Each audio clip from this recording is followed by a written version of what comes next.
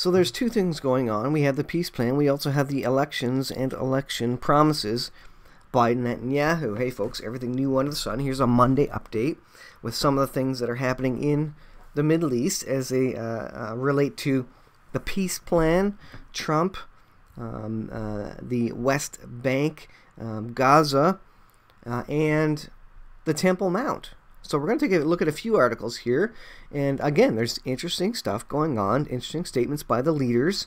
And it looks like there's some information kind of becoming more clear about the peace deal and how the Palestinians are involved, how the land is to be divided, etc. So this is jpost.com. Netanyahu says a Palestinian state won't be created. Now, this is one of his election promises, basically. He says, the article says, when asked about the Trump administration's response to the plan, Netanyahu said, they will react as they will react. We will see. These are my principles. So he's coming out and basically saying that there won't be a Palestinian state. The United States is aware of Netanyahu's plans to annex West Bank settlements and his rejection of full Palestinian statehood. And how does this line up with what came out about $50 billion being given to Jordan to basically accept Palestinian refugees? I think this is all part and parcel. I think there's some information lacking here. I don't know. I think Netanyahu obviously knows more about the peace plan than probably anybody else. If there's anybody who knows anything about it, he knows about it. So I suggest to you that what he's saying here, he's probably kind of pretending that Trump isn't knowledgeable, that he is saying this. Trump doesn't know about this. I suggest to you, though, that this is part and parcel of the peace plan. Netanyahu knows it, and he's coming out with this little bit of detail to get reelected. Also knowing that the peace plan also doesn't suggest that there will be a Palestinian state. So I guess we're going to see when this comes out. It says, Netanyahu told Israeli media Sunday as he continued to expand on his historic announcement regarding Israeli sovereignty. So he's saying there will not be full Palestinian statehood. And if the peace plan was coming out, you know Trump would be telling him what the peace plan said about this. And if the peace plan has come out and Trump wants to push it, he's not going to let Netanyahu say that there will be no Palestinian statehood if the peace plan is going to come out, a week after elections and create a Palestinian state.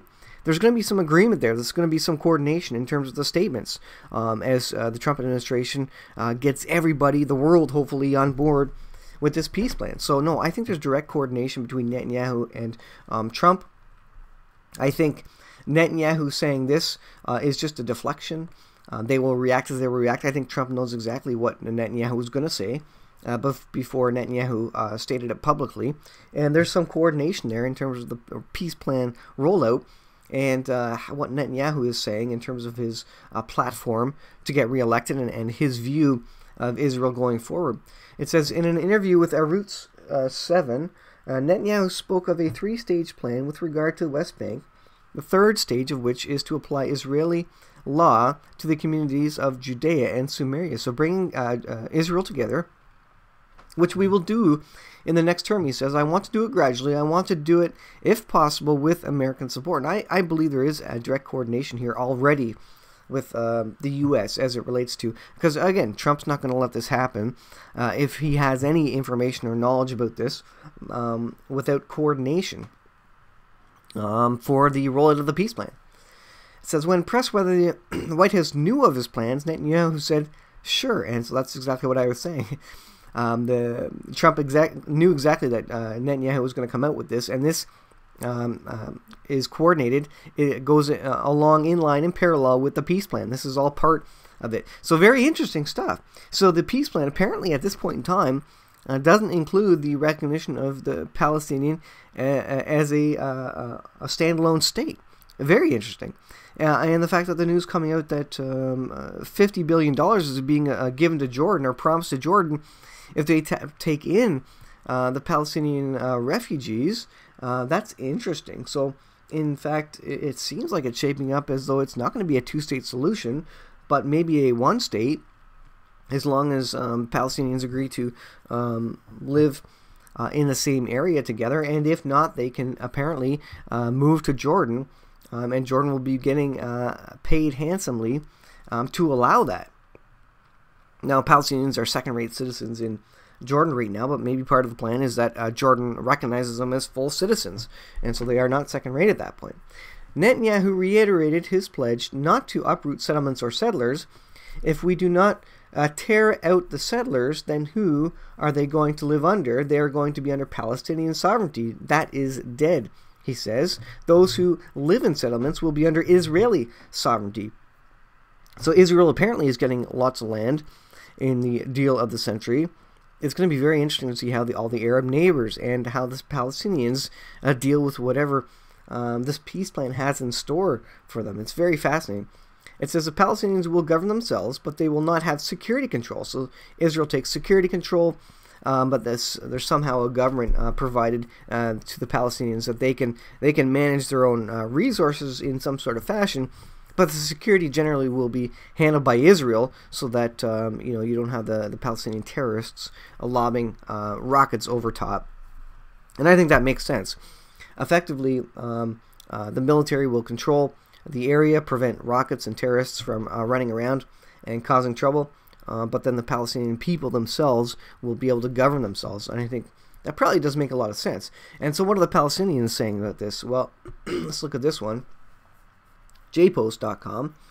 Palestinian Authority warns of chaos and violence if Netanyahu annexes the West Bank. If Netanyahu wants to declare Israeli sovereignty over the West Bank, they know that he will face a real problem, al-Maliki says. Palestinian Authority has warned Netanyahu about the attempt to annex the West Bank, which will lead to a cycle of violence and chaos. And so this is what they're saying effectively about what Netanyahu is saying. And through coordination with the deal of the century, I believe this is effectively what they're going to be saying to that once that is fully revealed. And again, who knows how much al-Maliki knows about the peace plan, or Abbas for that matter.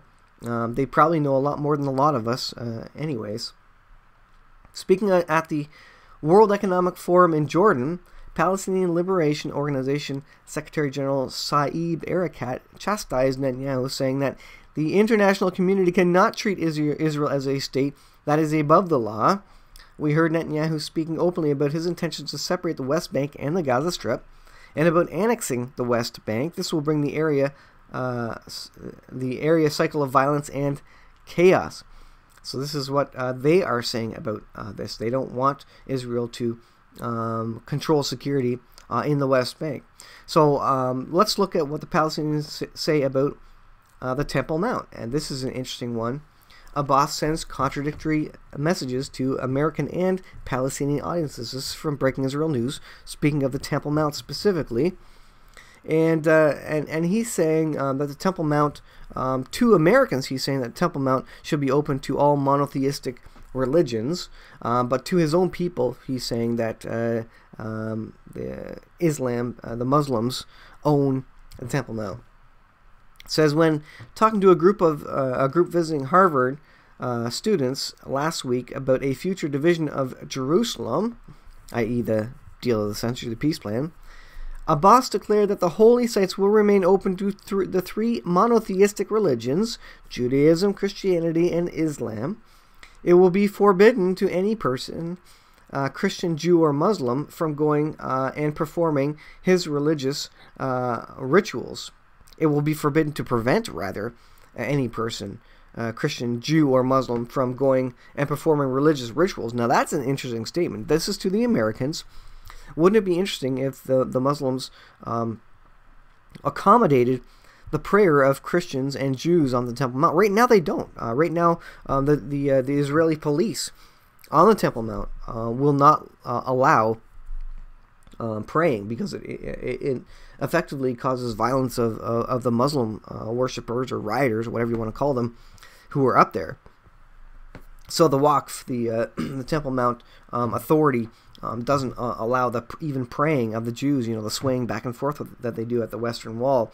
They don't allow that at the Temple Mount. But Abbas is coming and saying, you know what, it should be forbidden to prevent anybody, Christian, Jew, or Muslim, from praying and worshiping on the Temple Mount. And I think that's going to be part of the peace plan, to be honest.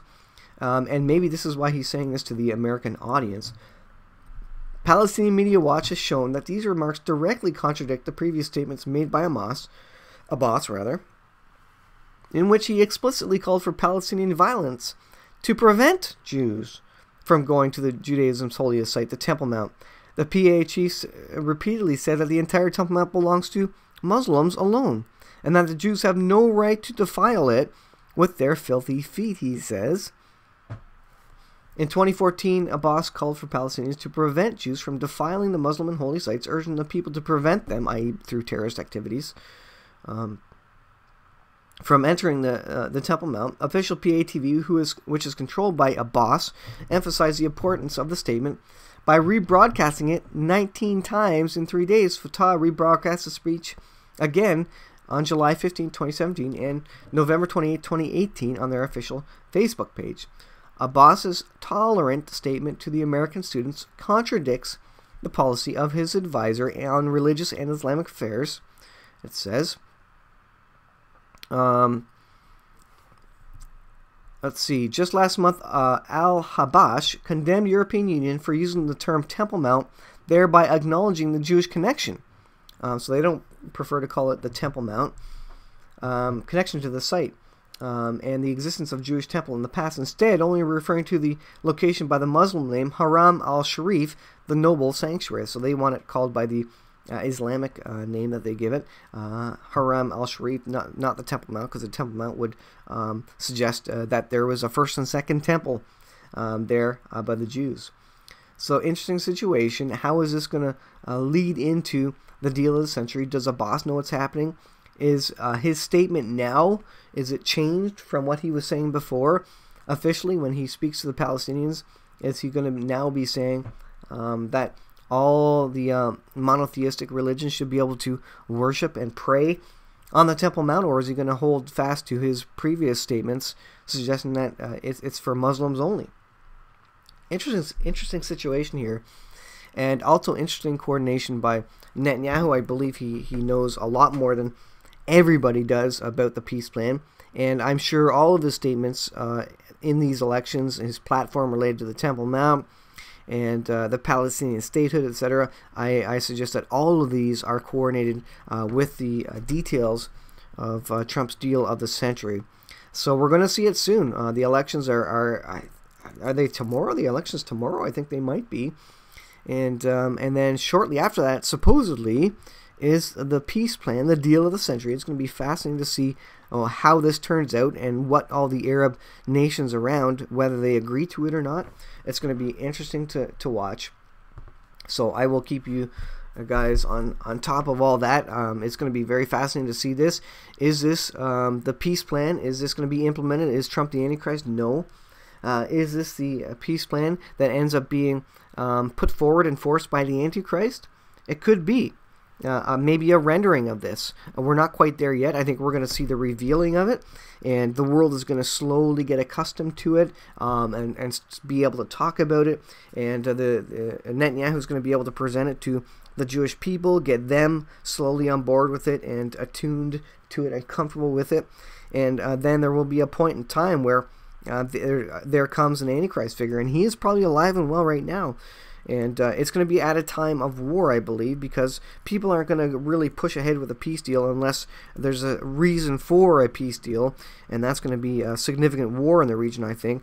And that's when the Antichrist is going to come and really push this forward and say, all right, we have to abide by this one now. We're going to take this one, we're going to run with it, and we're going to run with it for a period of 7 years to give maybe Israel and the Palestinians some time to come to an agreement on the official state of Jerusalem in that 7-year time period and reevaluate. So that's going to be a very interesting thing if that comes out. So thanks for watching, guys. I'll leave it there. We'll see you guys in the next video.